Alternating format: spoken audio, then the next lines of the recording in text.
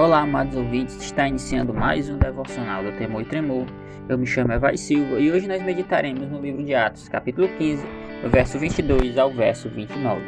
Vamos fazer uma oração e logo após nós vamos para a leitura do texto.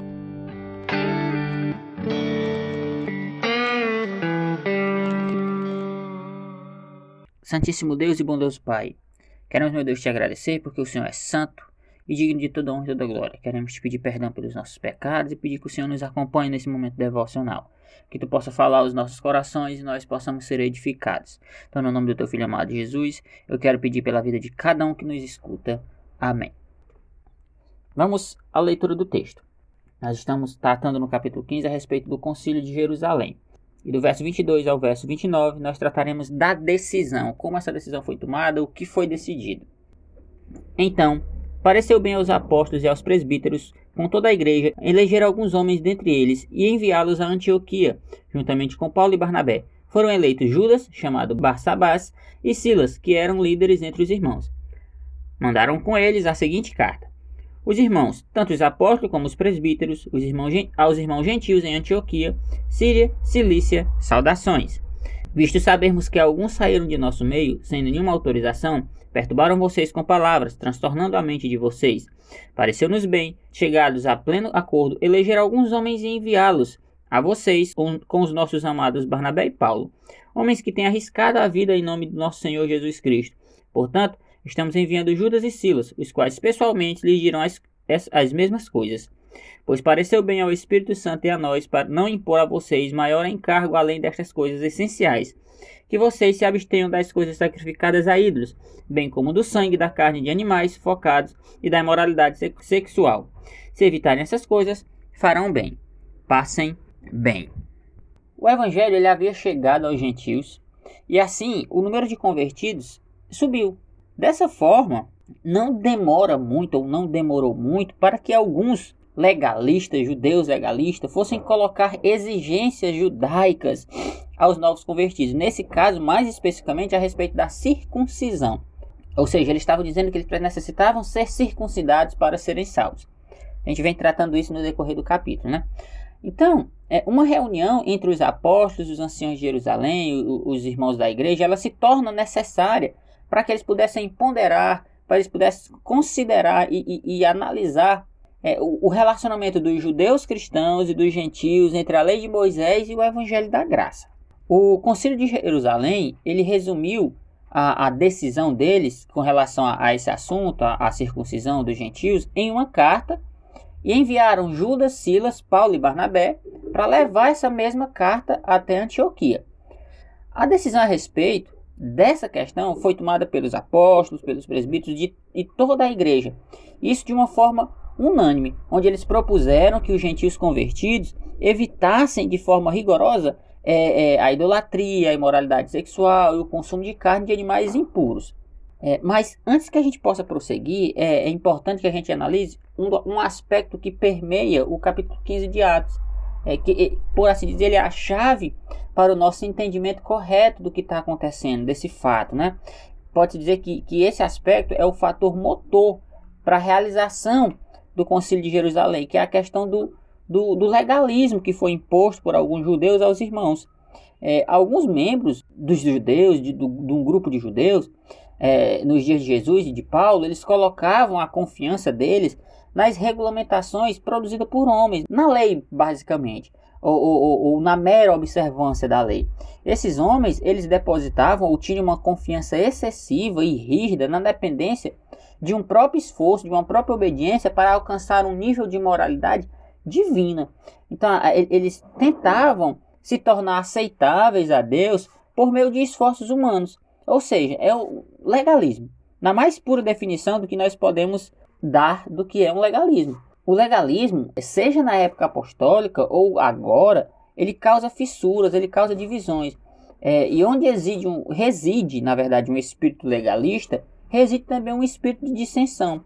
Enquanto o legalismo de alguns, ele separa, o evangelho une. E é isso que estava acontecendo ali no Concílio de Jerusalém. Enquanto o legalismo dos judeus, ele estava separando, dividindo os irmãos, o evangelho da graça, estava unindo através ali do concílio. E o Hernando Dias Lopes vai dizer que os apóstolos, Pedro, Paulo e Tiago, os presbíteros e toda a igreja, eles chegam a uma decisão unânime. E isso mostra a unidade do evangelho. Isso mostra que o evangelho ele preserva a unidade da igreja. Apesar de receber uma grande diversidade de culturas, uma grande diversidade de pessoas, o evangelho ele é apenas um e ele une, ele não separa. A gente ainda pode observar mais um aspecto, que é a questão da humildade dos apóstolos. Porque eles se unem aos anciãos. E os irmãos nessa missão, ou seja, de decidir essa questão. Esses irmãos eram cristãos normais, leigos, ou outros discípulos que também tinham tido algum tipo de instrução, mas eles se reúnem com toda a igreja e se aconselham a respeito desse caso, de como eles iam tratar dessa questão. E a gente entende uma coisa, porque os apóstolos, eles haviam recebido o ensino direto de Cristo, e nesse sentido, não havia ninguém mais qualificado do que eles para resolver essa questão. Eles poderiam resolver essa questão tomando para si a responsabilidade de dizer, não, vai ser assim. Mas não, eles reúnem a igreja para decidir essa questão. E nesse ponto, os apóstolos eles estavam cumprindo a orientação, a instrução de Jesus lá em Mateus 23:8, quando diz, não queiram ser chamados de mestre ou rabi, porque todos vós sois irmãos. Então, se tem algum líder aqui nos ouvindo, que a gente toma como exemplo os apóstolos aqui no nosso ministério, que eram extremamente preparados, haviam recebido o ensino diretamente de Cristo, mas eles foram humildes e escutaram a congregação. A gente tem que lembrar que um líder, um pastor, ele não é um ditador. Ele é uma pessoa que tem que ouvir e tomar decisões baseadas no corpo de Cristo, baseadas naquilo que é melhor para a igreja. Então a decisão foi tomada, eles se reuniram e assim a decisão foi tomada. E para comunicar essa decisão aos irmãos de Antioquia, o concílio ele elabora uma carta. Isso garantiria a legitimidade daquilo que foi decidido, né? A carta ela registraria tudo. E junto com a carta são enviados homens de Deus, que são eles Paulo, Barnabé, Silas e Judas. E ao enviar esses irmãos, a igreja ela tinha um propósito. Que propósito era esse? Mostrar à igreja irmã lá em Antioquia respeito. Ora, a gente está mandando esses homens para garantir isso. Nós respeitamos vocês ao ponto de mandar esses homens que são homens importantes, que são homens de Deus, que têm provado a sua fé através dos seus esforços. Outro objetivo também é dar renome à carta que esses mensageiros levavam, apresentando a eles a importância da carta ao ponto de mandarem uma embaixada de varões, de homens dedicados ao evangelho. Ou seja, para que assim aqueles irmãos lá da igreja eles dessem mais consideração à mensagem. Porque certamente alguns iriam apoiar aquela carta, iriam apoiar as decisões que lá tinham sido definidas e decididas, né? Mas muitos iam se opor, né? Muitos iam se opor a ela. Por isso que eles mandam esses homens para confirmar essa carta. E outra coisa é que, além de tudo isso, reforça a unidade da igreja o fato deles mandarem esses irmãos. Porque como o próprio Paulo diz lá em 1 Coríntios 10:17, sendo muitos, somos um. Ou seja, eles estavam separados por distâncias geográficas, mas eles eram um em Cristo. Então, eles mandaram os irmãos também para reforçar essa ideia. E na carta, os apóstolos, a decisão, né, que foi tomada ali pelo concílio, ficava claro uma coisa, que aqueles que estavam falando a respeito da circuncisão, ou seja, os opositores, eles não tinham autoridade para falar em nome da igreja. Os fariseus que desceram a Antioquia em nome da igreja de Jerusalém, eles não possuíam essa autoridade, essas credenciais. E isso só mostra uma coisa, eles eram falsos mestres. E esses falsos mestres, eles estavam perturbando os irmãos gentios com palavras, como a gente vê no verso 24.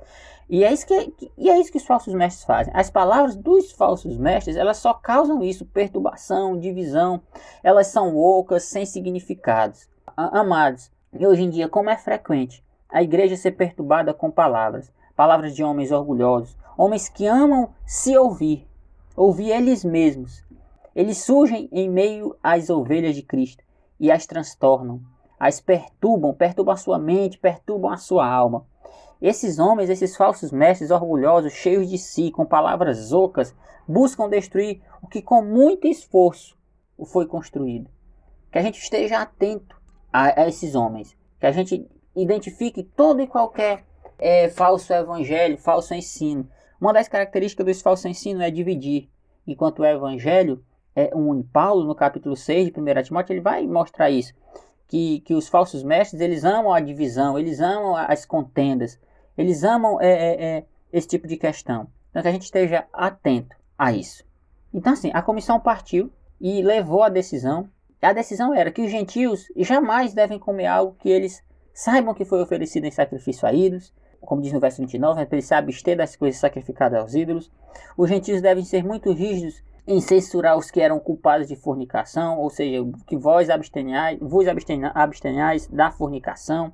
Enfim, os apóstolos, com zelo paternal e amor pelos irmãos gentios, impõem a eles somente coisas necessárias, como a gente vê no verso 28, coisas essenciais. Eles não colocam nos irmãos um fardo maior. E essa decisão ela foi tomada com base no Espírito Santo, pois pareceu bem ao Espírito Santo e a nós não impor a vocês encargo além destas coisas essenciais. Ou seja, a decisão que foi tomada não era uma decisão meramente de homens, era uma decisão que foi guiada pelo Espírito.